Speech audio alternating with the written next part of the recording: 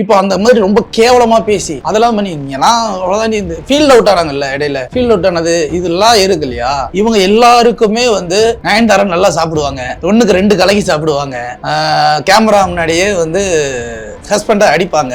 கல்யாணத்தை மட்டும்தான் இவங்க அந்த ஃபுட்டேஜ் எடுத்து வச்சுட்டாங்க. சரி, அதுக்கு ஒரு ஸ்டோரி ரெடி பண்ணணும் அப்படின்றதுக்காக பின் கதை முன் கதை சேர்த்து வச்ச மாதிரி தான் இருக்கே தவிர இதை பத்தி பேசுறதுக்கு என்ன இருக்கு நீங்க சொல்லுங்க. ஒரு கல்யாணம் போய் வாழ்த்துக்கள் சொல்லுவாங்க. நயன்தாரா என்னதான் பெரிய லேடி சூப்பர் ஸ்டார் அப்படின்னு எல்லாருக்கும் தெரிஞ்சாலுமே கூட பெரும்பாலான படங்கள் ஓடல. Super star Rajinikanth, lady super star Nayanthara. இவங்க என்ன மன்னன் விஜயசாந்தியா என்ன? நெட்ஃபிளிக்ஸ்ல வந்திருக்கக்கூடிய நயன்தாராவோட டாக்குமெண்ட்ரி பாத்துட்டீங்களா? எப்படி இருக்கு? பார்த்துட்டேன் சார். டாக்குமெண்ட்ரிக்கு பிலோ ஆவரேஜ் தான் சார். டாக்குமெண்ட்ரி ஃபீல் அது கொடுக்கல. ஜஸ்ட்டு ஒரு கல்யாண கேஸ்ட் பார்த்த ஒரு ஃபீல் தான் அதில் இருந்துச்சு. ஸோ கல்யாண கேஸ்டில் கொஞ்சம் கொஞ்சமாக அவங்களுடைய வாழ்க்கை வரலாறு உள்ள சேர்த்துருக்காங்க, அவ்வளோதான். பெருசாக எந்த ஒரு பெரிய சேஞ்சஸ்லாம் எதுவும் இல்லை. பிலோ ஆவரேஜ் தான் என்னை பொறுத்த வரைக்கும். அந்த டாக்குமெண்ட்ரி வருது அப்படிங்கிற விஷயமே அந்த ஸ்டேட்மெண்ட் வந்ததுக்கப்புறம் தான் எல்லாருக்குமே தெரியும். தனுஷ் வந்து ஒரு சில போர்ஷன்ஸ் அதில் யூஸ் பண்ண வேணாம்னு சொல்றாரு. அதெல்லாம் எப்படி யூஸ் பண்ணியிருக்காங்களா? யூஸ் பண்ணியிருக்காங்க. நானும் ரவுடி தான் இல்லை, அந்த ஃபிலிம் மேக்கிங் செட்டில் அவங்க பேசின விஷயம் எல்லாத்தையுமே யூஸ் பண்ணியிருக்காங்க. அது எல்லாருக்குமே தெரிஞ்ச விஷயம். அந்த பிளாக் கலர் ட்ரெஸ் போட்டு அந்த பீச் ஓரமாக 2 பேரும் அந்த சீன் எக்ஸ்பிளைன் பண்ணுவார் இல்லையா, அதெல்லாம் அப்படியே தான் யூஸ் பண்ணியிருக்காங்க. அதையும் யூஸ் பண்ணியிருக்காங்க.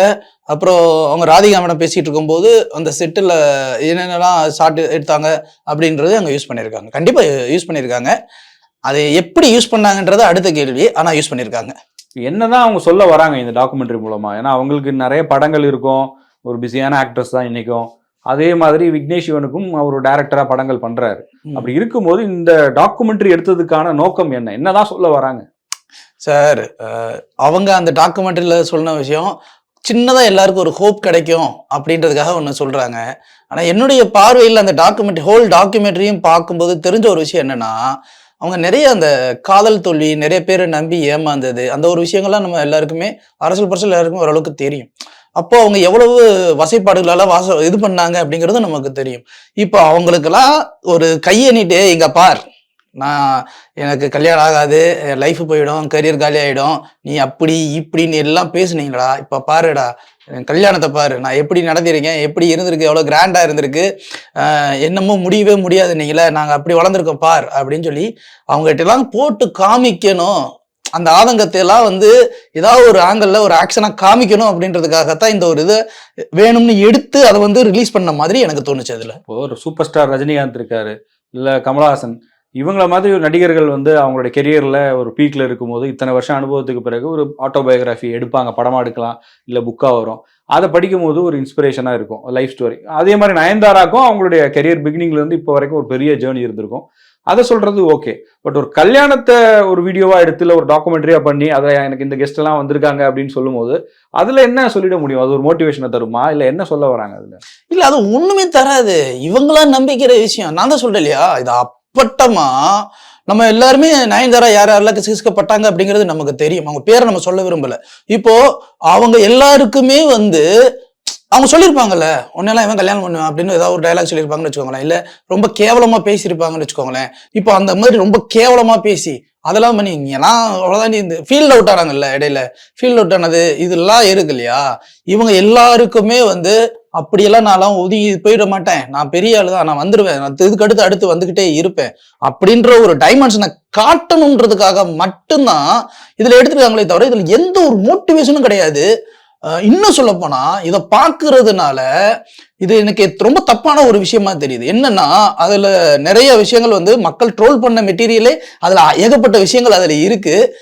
அது தேவையில்லாம இந்த ஒரு விஷ பரீட்சையில இறங்கிட்டாங்களோ அப்படின்னு தான் எனக்கு தோணுது.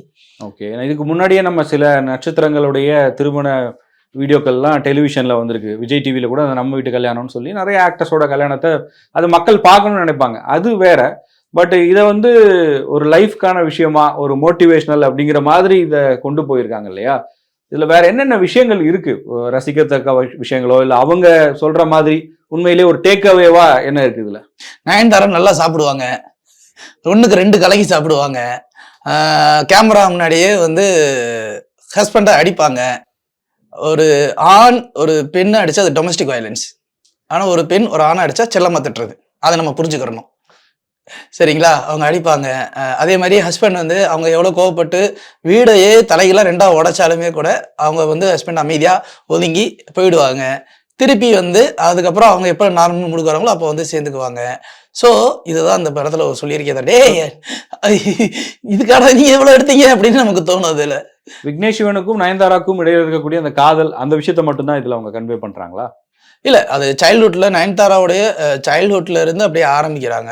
சைல்ட்ஹுட்ல அவங்க அப்பா, அப்புறம் ஸ்கூலிங் படிச்சது. ஆனா, இதுல வந்து என்னன்னா, இந்த பியாண்ட் தி ஃபெயரி டேல் அப்படின்னு ஒண்ணு போட்டிருக்காங்க இல்லையா? அது என்னன்னா, சொல்ல வந்த கதைங்கிறது ரொம்ப கம்மியா தான் இருக்கு. இதுக்கப்புறம் அவங்க வந்து ஆங்கரான விஷயத்த சொல்லவே இல்ல. இவங்க இந்த லவ் போர்ஷன்ஸ பத்திலாம் பெருசா எக்ஸ்பிளைன் பண்ணவே இல்ல. அதுவும் விட்டாங்க. ஓவராலா வந்து பாத்தீங்கன்னா, இந்த கல்யாணத்த மட்டும் தான் இவங்க அந்த ஃபுட்டேஜ எடுத்து வச்சுட்டாங்க. சரி, அதுக்கு ஒரு ஸ்டோரி ரெடி பண்ணணும் அப்படின்றதுக்காக பின் கதை, முன் கதை சேர்த்து வச்ச மாதிரி தான் இருக்கே தவிர, எங்கேயுமேவும் இத வந்து ஒரு ப்ராப்பர் டாக்குமெண்ட்ரியா ஒண்ணு குடுக்கணும் அப்படின்னு நினைச்சு ஒண்ணும் பண்ணவே இல்ல சார். டாக்குமெண்ட்ரி ஃபிலிம் மேக்கர்லாம் பார்த்தாங்கன்னு வச்சுக்கோங்களேன், சத்தியமா அவ்வளவு திட்டுவாங்க. இது ஒரு டாக்குமெண்ட்ரின்னு இத நீங்க டாக்குமெண்ட்ரின்னு கொண்டு வரீங்களே அப்படின்னு சொல்லி திட்டுவாங்க. அந்த அளவுக்கு வந்து அதுல எந்த ஒரு விஷயமே இல்ல. இப்போ அவங்களுடைய பயோகிராஃபிய பத்தி பேசுறதுனால என்ன ஆயிடுச்சு? இப்ப சொல்லுங்க. வாழ்க்கையில யாருமே கஷ்டப்படாம இருக்காங்களா? எனக்கு லப்பர் பந்து டைரக்டர் பேசுனது ரொம்ப பிடிச்சிருந்துச்சு. உங்க ஃபியூச்சர் பத்தி நீங்க 10 வருஷம் கஷ்டப்பட்டேன் அது இதுன்னு அப்படிலாம் நான் பேசலாம் மாட்டேங்க. நான் யாருக்கு கஷ்டப்பட்டேன்? எனக்கு தானே கஷ்டப்பட்டேன். இன்னைக்கு நான் சந்தோஷமா இருக்கேன். இதெல்லாம் நான் போய் என் வாழ்க்கை வரலாறா நான் அதெல்லாம் எழுதி எனக்கு என்ன கிடைச்சிட போகுது? நான் கஷ்டப்பட்டு நான் சந்தோஷமா இருக்கேன். இது எல்லாருமே கஷ்டப்பட்டுட்டு தான் இருப்பாங்க. அதானே சினிமால மட்டும் கஷ்டப்பட்டோம் அப்படிங்கிறது பெருசா பேசுறது அப்படின்னு சொன்னா இல்லையா? எனக்கு உண்மையிலேயே லப்பர் பந்து டைரக்டர் அதுல ரொம்ப பிடிச்சிருந்துச்சு. ரொம்ப கேஷுவலா அசால்ட்டா தட்டி விட்டுட்டு போயிட்டாரு. இது என்னமோ வந்து நாங்க ஹோப் குடுக்குறோம். எல்லாருமே நம்பணும். எல்லாருக்குமே வந்து கஷ்டம் இருந்தாலும் அத தாண்டி வெளில வருவாங்க. அப்படின்னு ஏதோ பெருசா பில்டப் பண்ணி அது ஒண்ணுமே இல்ல சார். உண்மையிலேயே டாக்குமெண்ட்ரி ஒரு ஒரிஜினல் டாக்குமெண்ட்ரி ஃபிலிம் மேக்கர் அத பார்த்தாங்கன்னு வச்சுக்கோங்களேன், நிஜமா சொல்றேன். அப்படி திட்டுவாங்க. அந்த அளவுக்கு ஒரு இது வச்சிருக்காங்க. தேவையே இல்லாத ஒரு விஷயம். முழுக்க முழுக்க வியாபார நோக்கம். அதுல நிறைய பேர் வந்து பேசுற மாதிரி டைரக்டர், ஆக்டர்ஸ் எல்லாம் அவங்கள பத்தி பேசுற மாதிரி சில விஷயங்கள்லாம் டீசர்ல பார்க்க முடிஞ்சது. யார் யாரெல்லாம் பேசியிருக்காங்க? அவங்க சொல்ல வர விஷயங்கள்லாம் எப்படி இருக்கு? ராதிகா மேடம் பேசியிருக்காங்க. அப்புறம் பார்வதி திருவோத்து பேசியிருக்காங்க. அப்புறம் விஷ்ணுவர்தன் பேசியிருக்காரு. இவங்க எல்லாருமே பேசியிருக்காங்க. அப்புறம் இன்னும் 2, 3 டைரக்டர்ஸ் எல்லாம் பேசியிருக்காங்க. இவங்க எல்லாம் பேசியிருக்கிறது என்னன்னா, இவங்க வந்து நாகார்ஜுனா பேசியிருக்காரு மெயினா. நாகார்ஜுனா வந்து செகண்ட் லைஃப் குடுத்தாரு இல்லையா? ஐ மீன் செகண்ட் லைஃப்னா நீங்க அப்படி நினைச்சிடாதீங்க. அந்த கேரியரு, லவ் ஃபெயிலியர் இது எல்லாத்துலயுமே இருந்து படமே வேண்டாம் அப்படின்னு ஒதுங்கி இருக்கும்போது, ஒரு 2 வருஷம் கழிச்சு அ திருப்பி என்ட்ரிக்கு ஆகும்போது, அந்த என்ட்ரி வந்து நாகார்ஜுனா மூலமா திரும்பி உள்ள வராங்க இல்லையா? ஸோ அந்த இடத்துல வந்து நாகார்ஜுனா பேசியிருக்காரு. அவங்கலாம் என்னன்னா, அவங்க பார்ட் ஆஃப் தி போர்ஷன்ஸ் இவங்க எப்படி இருந்தாங்க, எந்த மனநிலையில மாறுனாங்க அப்படிங்கிற அந்த ஒரு விஷயத்த பத்தி மட்டும் தான் பேசியிருக்காங்க. இப்போ விஷ்ணுவர்தன் அப்படின்னா, அதுக்கு முன்னாடி நயன்தாரா அப்படிங்கிறவங்க வெறும் தாவணி, சாரி இதில தான் இருப்பாங்க. மாடர்ன் அவுட்ஃபிட்ல இருக்க மாட்டாங்க அப்படின்னும்போது, பில்லா படத்தில எப்படி பிகினியில வந்து வர வைக்கணும் அப்படின்றதுக்காக ஒரு விஷயம் பேசினேன் அப்படின்னு அந்த இத பேசியிருக்காங்க. அனுவர்தன், விஷ்ணுவர்தனோட ஒய்ஃப் அனுவர்தன் வந்து அவங்க 2 பேருமே வந்து காஸ்டியூம் டிசைனர்ல அவங்க. ஆமா. அதனால அவங்க வந்து 2 பேருமே வந்து அவங்க சைல்ட்ஹுட் ஃப்ரெண்ட்ஸ் வேற 20 இயர்ஸா. ஸோ அவங்கள பத்தி இதெல்லாம் பேசுறாங்க. பட் எல்லாருமே இது அவங்கள பத்தின டாக்குமெண்ட் தானே. அப்ப பாசிட்டிவா தானே பேசுவாங்க. ஸோ அவங்கள பத்தின சில பெருமிதமான விஷயங்கள மட்டும் தான் அங்கங்க அப்பப்பைக்கு அப்படி தெளிச்சு விட்டுட்டு போயிட்டாங்க. தமிழ்ல முன்னணி ஹீரோக்கள் எல்லாரோடையுமே அவங்க ஆல்மோஸ்ட் ஒர்க் பண்ணியிருக்காங்க. விஜய், அஜித், ரஜினின்னு. அந்த மாதிரி அவங்களுடைய தமிழ்ல ஃபர்ஸ்ட் படம் அப்படின்னா ஐயா. ஆமா. இப்ப இவங்கெல்லாம் பேசியிருக்காங்களா? முதல் படம், முன்னணி இயக்குனர்கள், முன்னணி நடிகர்கள் நிறைய பேர் தமிழ்ல இருக்காங்க. இப்போ நாகார்ஜுனாவா இருக்கட்டும், இல்ல ராணாலாம் தெலுங்கு இண்டஸ்ட்ரி. ஆமா. தமிழ்ல வேற யாரெல்லாம் அப்படி பேசியிருக்காங்க? அப்படி ஒருவேளை இவங்கெல்லாம் பேசலன்னா என்ன ரீசன்? இவங்க அப்ரோச் பண்ணி பேசலையா? இல்ல என்ன காரணம்? இல்ல. கூடுமானவர்கள் பேசியிருக்காங்க. மோஸ்ட்லி மற்ற நடிகர்கள் எங்கேயுமே பேசவே இல்ல. இப்போ ஐயா படத்துக்கு புரொடியூசர் கவிதாலயா தான் இல்லையா?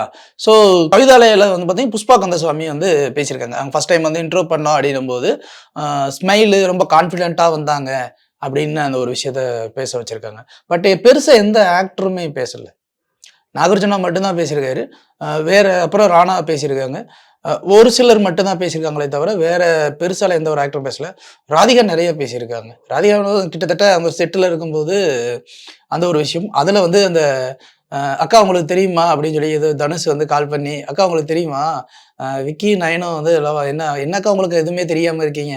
அப்படின்னு சொல்லிட்டு, "அடப்பாவி எனக்கு இதெல்லாம் தெரியாதுடா" அப்படின்னு சொல்லிட்டு, ரொம்ப கேஷுவலா பேசுன மாரி அந்த ஒரு டாக் இருந்துச்சு. அது நல்லா இருந்துச்சு அந்த இடம். ஸோ இவங்க தான் பேசியிருக்காங்க. ஒரு 5, 6 பேர் தான் பேசியிருப்பாங்க. அப்புறம் அவங்க அம்மா, அப்புறம் அவங்கள அறிமுகப்படுத்தின அந்த மலையாள டைரக்டர். அவங்க ஒரு 6, 7 பேர் மட்டும் தான் அப்படி மாறி மாறி பேசியிருக்காங்க. ஓகே, என்ன ரீசனா இருக்கும்? இப்போ தமிழ்ல வந்து இவ்வளவு அவங்க லேடி சூப்பர் ஸ்டார் அந்தஸ்து கிடைக்கிறது காரணமே தமிழ் சினிமாவில் அவங்க நடித்த படங்கள் தான்.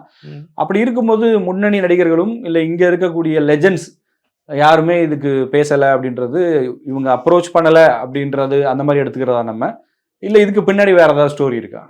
அப்படிலாம் இல்லை, இவங்க அப்ரோச் பண்ணியிருப்பாங்க.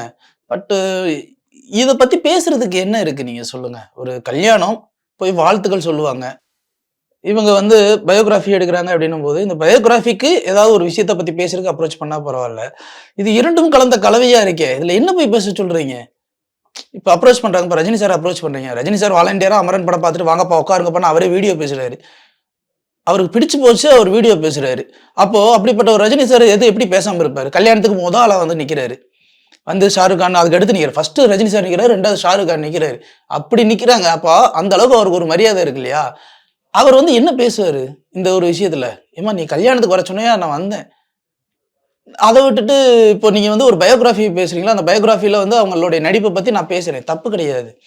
ஆனா எதுவுமே இல்லாம இது பயோகிராஃபிலையும் சேராம ஒரு கல்யாணத்துலையும் சேராம ரெண்டுக்கும் நடுவில் ஒன்று எடுக்கும்போது யார் பேசுவாங்க? கண்டிப்பாக அப்ரோச் பண்ணியிருப்பாங்க. அப்ரோச் பண்ணாமலாம் இருக்கவே மாட்டாங்க. எல்லார்ட்டையும் அப்ரோச் பண்ணாங்க. விஜய் சேதுபதியும் பேசியிருக்காரு, சும்மா ஒரு 2 கிளிப்பு பேசியிருக்காரு, பெருசாலாம் பேசலை. அப்ரோச் பண்ணியிருப்பாங்க. பட் அப்ரோச் பண்ணும்போது ஒரு சிலர் மட்டும்தான் அதை பேசுவாங்க. இல்லைன்னா எடுத்து ஃபுட்டேஜஸ் எடுத்து அந்த டாக்குமெண்ட்ரிக்கு அது மேலே போனால் ரொம்ப லேகாக போகும் அப்படிங்கிறதுனால கூட கட் பண்ணி இருந்திருக்கலாம். ஆனால் என்னை பொறுத்த வரைக்கும் இவங்க அப்ரோச் பண்ணியிருப்பாங்க, பெரும்பாலும் அவாய்டும் பண்ணியிருப்பாங்க. அதற்கு இன்னொரு காரணமும் ஒன்று, நயன்தாரா என்னதான் பெரிய லேடி சூப்பர் ஸ்டார் அப்படின்னு எல்லாருக்கும் தெரிஞ்சாலுமே கூட பெரும்பாலான படங்கள் ஓடலை. அதான உண்மை. பெரும்பாலான படங்கள் ஓடலை. அப்படி அவங்க சோலோவா நடிச்சு எந்த படம் ஹிட் ஆயிருக்கு? அறம் தவிர சொல்லுங்க. நயன்தாரா லீடுல அறம் அப்படிங்கிற அந்த ஒரு படம் ஹிட் ஆயிடுச்சு. கொலை நோக்கு பார்வைன்னு ஒரு படம், கொலையா கொண்டு விட்டுருப்பாங்க அந்த படம் பார்த்தீங்கன்னா. அப்புறம் ஏதோ ஒரு படம், அந்த கார் ஒன்று வருமே, அந்த படத்தெல்லாம் பார்த்தீங்கன்னு வச்சுக்கோங்களேன், கன்றாவியா இருக்கும். எந்த படமே பெருசாலாம் போகவே இல்லை. குலமா கோயிலா, யோகி பாபு, அந்த பாட்டு, டாக்யூமரு, இதெல்லாம் அதில் ஓடிருச்சு. மற்ற படங்கள் எதுவுமே வந்து பெருசாக நயன்தாராவுக்கு ஹிட்லாம் கிடையாது. பட் ஈவன் அண்ணாத்தில் ஒரு பெரிய இஷ்யூ வந்துச்சு, கேள்விப்பட்ட இஷ்யூ என்னன்னா, லேடி சூப்பர் ஸ்டார்னு பட்டம் போடணும் அப்படின்னு. Super star Rajinikanth, lady super star Nayanthara. இவங்க என்ன மன்னன் விஜயசாந்தியா என்ன? மன்னன் படத்துல லேடி சூப்பர் ஸ்டார் அப்படிங்கிறது விஜயசாந்திக்கு வந்து அவங்க அப்படி நடிச்சாங்க. ஆக்ஷன்ல இருந்து எல்லாமே நடிச்சு லேடி சூப்பர் ஸ்டார் அப்படின்னு சொல்லி அந்த இடத்துல போட்டாங்க. இங்க super star Rajinikanth lady super star போடணும், அது ஒரு பெரிய இஷ்யூ ஆச்சு அப்படின்னு கேள்விப்பட்டு அதுக்கப்புறம் அதையெல்லாம் தூக்கி போட்டு அதுக்கப்புறம் நயன்தாரா அப்படின்லாம் போட்டாங்க. ஸோ ஓவராலா என்னன்னா, நயன்தாரா மேல எந்த அளவுக்கு வந்து கண்ணடி பட்டிருக்கோ அந்த அளவுக்கு கல்லடியும் பட்டிருக்கு. அதனால அப்ரோச் பண்ணி அங்க இங்கன்னு பேசும்போது நிறைய பேர் வந்து பெருசாலாம் பேச மாட்டாங்க. ஐரான்னு ஒரு படம்லாம் பார்த்தீங்கன்னா அது இன்னும் கொடுமையா இருக்கு. ஸோ படம்லாம் பெருசாலாம் ஹிட் கிடையாது சார். என்னன்னா அந்த லேடி சூப்பர் ஸ்டார் நிறைய இன்ஸ்பிரேஷன், ரொம்ப கஷ்டப்பட்டு வந்திருக்காங்க அப்படிங்கிற அந்த ஒரு இதுலயே அப்படியே வந்துட்டாங்க. அது வந்ததுனால என்னமோ தெரியல, நமக்கு வந்து அது ஒரு பெருசா ஜெயண்டா தெரியுதே தவிர மற்றபடி அதில் ஒண்ணுமே இல்லை. இந்த டாக்குமெண்ட்ரிலையும் ஒன்றும் இல்லை. இந்த ஃபீல்டில் வந்து இவங்களோட ஹிஸ்ட்ரி எடுத்து அனலைஸ் பண்ணீங்கன்னா சோலாவை நடிச்ச படங்கள் பெருசாலாம் எங்கேயுமே ஹிட் கிடையாது. அதான் ரீசன். மற்றபடி அந்த டாக்குமெண்ட்ரியில் வேற எதுவுமே இல்லை. அந்த கல்யாணம் பண்ணப்போ ஒரு ஃபோட்டோஸ்லாம் ரிலீஸ் ஆச்சு இல்லையா, மேக்ஸிமம் அதே ஃபுட்டேஜ் தான் இருக்கு. எக்ஸ்ட்ராலாம் ஒன்றும் பெரிய தனியாக சோலோவாக எடுத்த ஃபுட்டேஜ் அப்படின்லாம் எதுவுமே கிடையாது. டாக்குமெண்ட்ரிக்காக இவங்களே ஒரு 2-3 ஷார்ட்ஸ் இவங்களே வச்சு சும்மா எடுத்து அது மேட்ச் பண்ணி வச்சுருக்காங்க. ஒன்றுமே இல்லை அதில். நம்ம அங்கே இதில் பார்த்த அதே ஃபுட்டேஜ் தான். அதில் குறிப்பாக தனுஷ் வரவே இல்லை. கல்யாணத்தில் யாரெல்லாம் வந்தாங்க அப்படின்னு கேட்டிங்கன்னா, ஷாருக் கான் வந்தாங்க, எல்லாம் வந்தாங்க. விஜய் அஜித் வந்த மாதிரி தெரியல. தனுஷை காட்டவே இல்லை. ஒருவேளை வந்தாங்களா காட்டலையா அப்படிங்கிறதும் தெரியல. ஸோ பெரும்பாலான நாட்கள் வரல. ஷாருக் கானும் ரஜினிகாந்த் சார் மட்டும் தனியாக காட்டப்பட்டாங்க. அவங்க மட்டும் அங்கே அதிகமாக இருந்தாங்க. மற்றபடி பெருசாலாம் அங்கே எதுவுமே இல்லை. பட் ஃபுட்டேஜ் எல்லாமே நம்ம ஆல்ரெடி பார்த்த அதே ஃபுட்டேஜ் தான். எக்ஸ்ட்ரா புதுசாலாம் ஒன்றுமே கிடையாது. புதுசானா என்னன்னா, அந்த 2 அந்த அரங்கம் எப்படி ரெடி பண்ணாங்க, இவங்களுக்கு இந்த சேலை எப்படி தச்சாங்க, மேக்கிங் வீடியோ, இந்த சேலை எப்படி தச்சாங்க, இவங்களுக்கு அரங்கம் எப்படி போட்டாங்க, இந்த திருப்பதியில் கல்யாணம் பண்ணுறேன்னு சொல்லி கடைசியில் அங்கே டேட்டு கிடைக்கல, இவங்களுக்கே டேட்டு கிடைக்காம உடனே இவங்க வந்து உடனே இந்த இடத்துல 10 நாளுக்குள்ள எப்படிலாம் பிளான் பண்ணி நாங்கள் பண்ணோம் அப்படிங்கிற அந்த ஒரு விஷயத்தை தான் பேசியிருக்காங்களே தவிர இதில் ஒரு உண்மையே கிடையாது. என்னை பொறுத்த வரைக்கும் இது வந்து பிலோ ஆவரேஜ். இது டாக்குமெண்ட்ரிக்கு உண்டான ஒர்த்தே கிடையாது.